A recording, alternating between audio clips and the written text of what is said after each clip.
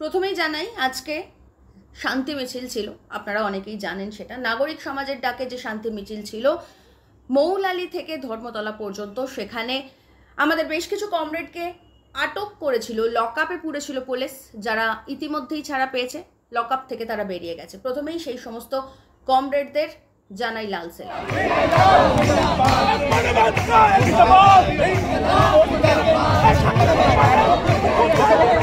এবার আসি খবরে। আজকে মৌলালি থেকে ধর্মতলা পর্যন্ত একটা শান্তি মিছিল ছিল এবং সেই শান্তি মিছিল ছিল মূলত নাগরিক সমাজের ডাকে। সেখানে মিরাতুন নাহার থেকে শুরু করে কুশল দেবনাথরা উপস্থিত ছিলেন। উদ্দেশ্য ছিল এই যে সাম্প্রতিককালে ভারত পাকিস্তান যে টানাপোড়েন চলছে, যেখান থেকে আমরা প্রত্যেকেই মুক্তি চাইছি, আমরা প্রত্যেকেই শান্তি চাইছি, শুধুমাত্র আমরা নয়, আমাদের দেশের প্রধানমন্ত্রী নরেন্দ্র মোদী থেকে শুরু করে পাকিস্তানের প্রধানমন্ত্রী, এমনকি আমাদের দেশের বিদেশ মন্ত্রক, স্বরাষ্ট্র মন্ত্রক, আমরা প্রত্যেকে বলছি যে হ্যাঁ, আলোচনার মাধ্যমে এই সমস্ত সমস্যা মেটাতে হবে, সেখানে যুদ্ধ করলে হবে না। এই সমস্যা মেটানোর জন্য একটা শান্তি মিছিলের আয়োজন করা হয়েছিল, আয়োজন করেছিলেন এই সমস্ত নাগরিকরা। ঠিক মিছিল যখন শুরু হয়েছে তারপরেই প্রায় 150 মানুষের মিছিল আটকে দিয়েছেন সজল ঘোষ, বিজেপি নেতা সজল ঘোষ, মাত্র 25-30 জন লোককে নিয়ে। তারা কি করেন? তারা মাঝ রাস্তায় বসে পড়ে মিছিল আটকে দেন। যতজন তাদের মানে বিজেপির সমর্থক হয়তো 25-30 জন ছিল, কিন্তু পুলিশ ছিল তার থেকে বেশি, মানে মমতা ব্যানার্জির পুলিশ ছিল তার থেকে বেশি।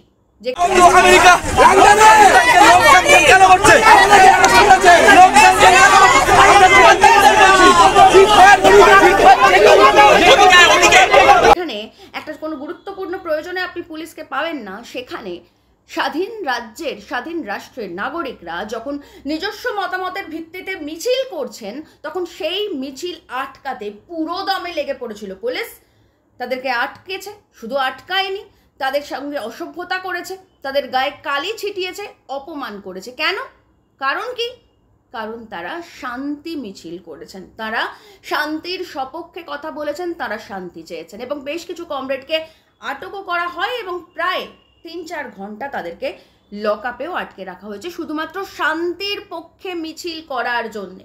পশ্চিমবঙ্গের ইতিহাসে এই প্রথম এরকম একটা প্রেসিডেন্ট সেট করে দিলেন বিজেপি নেতা সজল ঘোষ।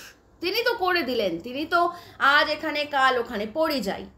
সেদিন 2 দিন আগে তৃণমূলে সুবিধা পেতেন চুরি করার, তাই জন্য তৃণমূলে ছিলেন। এখন মনে হয়েছে যে বিজেপিতে আসলে দাঙ্গা করলে বেশি সুবিধা হবে, তাই তিনি এখন বিজেপিতে আছেন। পরবর্তীতে বলা যায় না, AIADMকে যদি এখানে শাখা খুললে সেখানে যাবেন, আপে শাখা খুললে সেখানে যাবেন, আর কোথায় কোথায় যাবেন ওনাদের কোনো বিষয় নয়। ওনাদের শুধু সুযোগ সুবিধা হলেই হলো, নিজেরটা গুছিয়ে নিতে পারলেই হলো। কিন্তু এই রাজ্যটা আপনার আমার সকলের। এই রাজ্যে এই প্রেসিডেন্ট সেট হলো যে স্বাধীন রাষ্ট্রের নাগরিক, ধর্মনিরপেক্ষ রাষ্ট্রের নাগরিক নিজেদের মতামতের ভিত্তিতে স্বেচ্ছায় যখন একটা মিছিল করছে, তখন সেই মিছিলকে আটকে দিতে পারে একটা রাজনৈতিক দল। স্বাধীনতার পর এই প্রথমবার আমাদের এই বাংলায় এই প্রথম এই সংস্কৃতির প্রবর্তন করলেন সজল ঘোষের নেতৃত্বে একদল হুলিগানস। মাথায় রাখবেন সজলবাবু, আজকে আপনি মমতা ব্যানার্জির পুলিশের সাহায্যে বিশাল শক্তিশালী, আটকে দিলেন এতগুলো মানুষের স্বাধীন মতামত, স্বাধীন মতাদর্শ, স্বাধীন মতবাদকে। ঠিক আছে, কিন্তু চাকা ঘোরে, আর রাজনীতির চাকা তো একেবারে বনবন করে ঘোরে।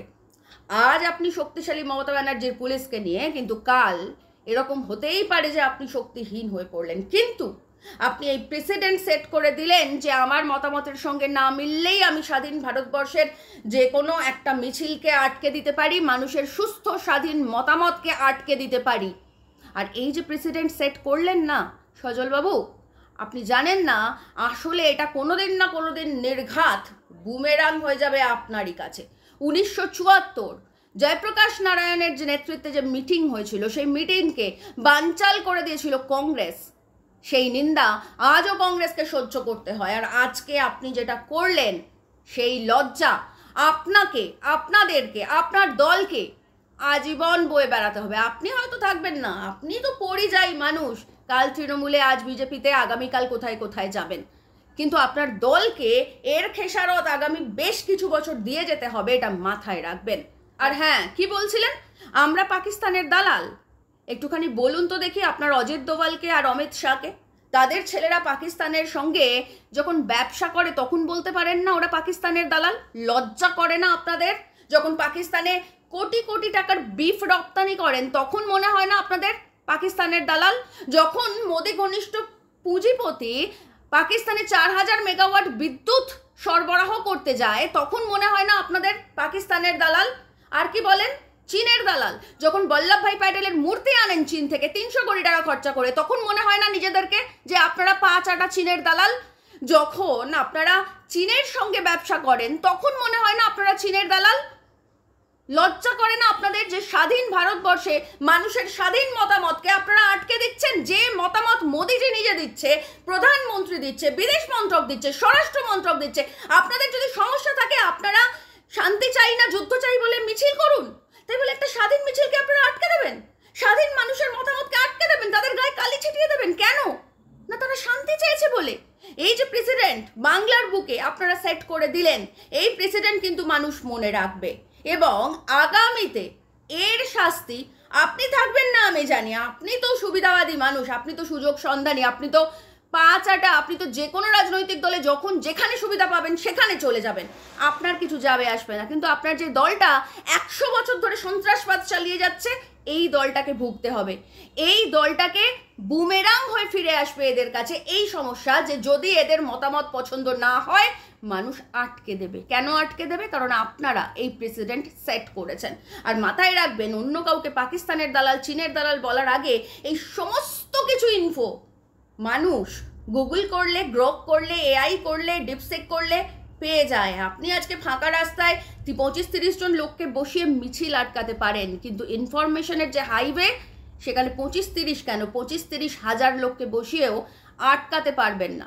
আজ আপনি 25-30 জনকে লোভ দেখিয়ে আজকে মিছিল আটকাতে নিয়ে চলে এসছেন ঠিকই, কিন্তু মাথায় রাখবেন যে চীনের মোবাইল থেকে আপনি আমাদেরকে চীনের দালাল বলে আক্রমণ করেন, ওই চীনের মোবাইলে কিন্তু এই সঠিক তথ্যগুলো দিয়ে দেয় যে আপনারা মানে আপনাদের দলের নেতৃত্বরা, হায়ার অথরিটিরা কিভাবে পাকিস্তান এবং চীনের সঙ্গে ব্যবসা করছে। সেখানে ওই আপনার পানীয়ের গ্লাসে যেভাবে আপনি জল মেশান সেভাবে কোনো জল মেশানো খবর থাকে না। সেই সঠিক তথ্য আমরা সবাই হাতের কাছে পেয়ে যাই। তাই এই যে কিছু গোবর পোড়া মাথার লোকজনকে নিয়ে প্রত্যেকদিন চীনের দালাল, পাকিস্তানের দালাল এইসব ভুলভাল কথা বলে বেড়ান, যদি সত্যি সত্যি দম থাকে তাহলে, যদি আপনি সত্যিই শান্তি মিছিল চান না, যদি মনে হয় আপনি যুদ্ধ চান, তাহলে আপনি নিজে একটা ব্যানার বানিয়ে শান্তি নয় যুদ্ধ চাই বলে মিছিল করুন। আগামীকাল বাম দলগুলোর ডাকা আরও একটা শান্তি মিছিল রয়েছে। আপনারা যারা শান্তির পক্ষে, যারা চান শান্তি থাকুক গোটা ভারতবর্ষ জুড়ে,